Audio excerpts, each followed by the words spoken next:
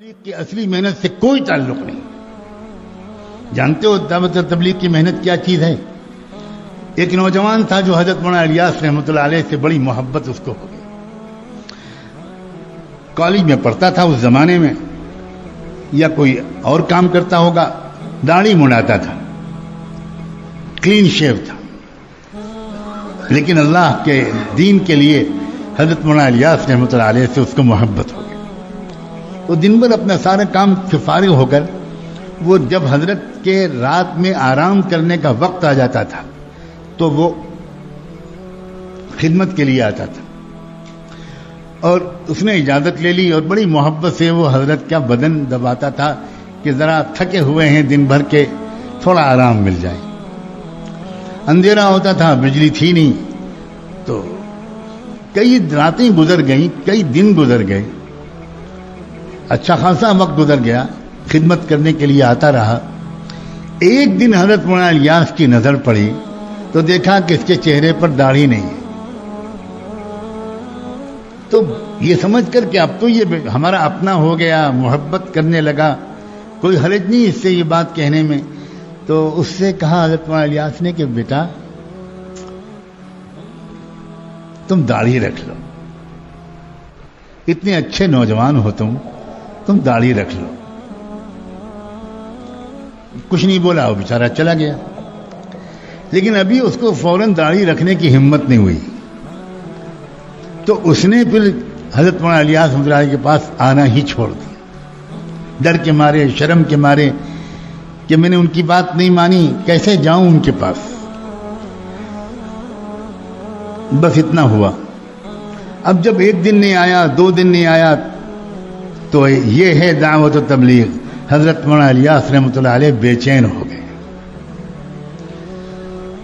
اور بے چین ہو کر اس لڑکے کو برا بلا نہیں کہنا شروع کیا.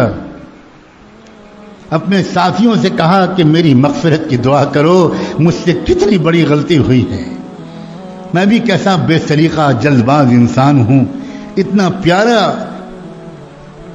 اللہ کا بندہ آتا تھا اور میں نے جلد بازی میں اس سے کچھ کہہ دیا، اور وہ بیچارہ ابھی شاید عمل نہیں کر سکا اور اس نے آنا بھی چھوڑ دیا. اب میں اس کو کہاں ڈھونڈوں؟ تو 2 رکعت صلاۃ الحاجت پڑھ کے نماز پڑھنی شروع کر دی. اللہ اس نے بندے کو بھیج دیجئے، میں اس سے معافی مانگ. اللہ ایسا نہ ہو کہ میری موت ہو جائے، میرا وقت آ جائے اور میں اس سے معافی نہ مانگ چکا ہوں. اللہ بھیج دیجئے اس کو، مجھے سمجھ میں نہیں آتا میں کہاں تلاش کروں اس کو. چند دن کے بعد ان کی دعاؤں کی قبولیت کا یہ اثر تھا کہ وہ نوجوان شرمایا ہوا بہرحال آ گیا، لیکن آگے نہیں بڑھ رہا تھا. اب جب نظر پڑی حضرت مولانا الیاس کی، لپک کے اس کے پاس گئے، سینے سے لپٹا لیا، اس کی پیشانی کو چوما اور کہا بیٹا تم باقی بات بعد میں، میرے پیارے میں نے جلدی کر دی تھی، تمہارا دل دکھ گیا، مجھے معاف کر دو.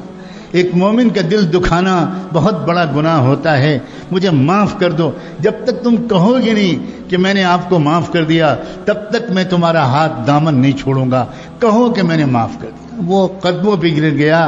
اس نے کہا حضرت مجرم تو میں ہوں، معافی مجھے مانگنی چاہیے، میں سنت رسول پر عمل نہیں کرتا، آپ کا دل دکھایا، پھر آپ کی بات بھی میں نے نہیں مانی، آپ الٹا معافی مانگ رہے ہیں. بس آج سے میں وعدہ کرتا ہوں اب میں داڑھی کو کبھی شیو نہیں کروں گا.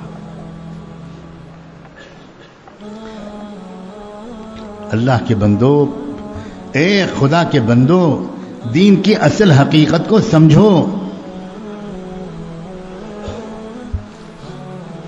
جب کسی انسان کے اندر دین کی اصل حقیقت اترتی ہے تو یاد رکھنا اس کی نظر لوگوں کے ظاہر سے پہلے اور ظاہر سے زیادہ ان کے باطن پر پڑتی ہے. وہ لوگوں کی خوبیاں ڈھونڈ لیتے ہیں.